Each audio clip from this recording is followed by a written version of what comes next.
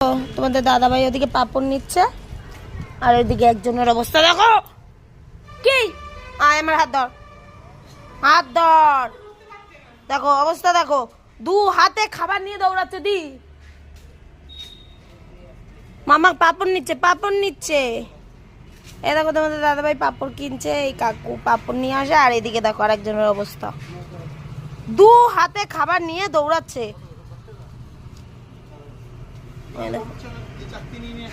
হ্যাঁ কি কটা নিচ্ছ তুমি? হ্যাঁ বেশি নিও না।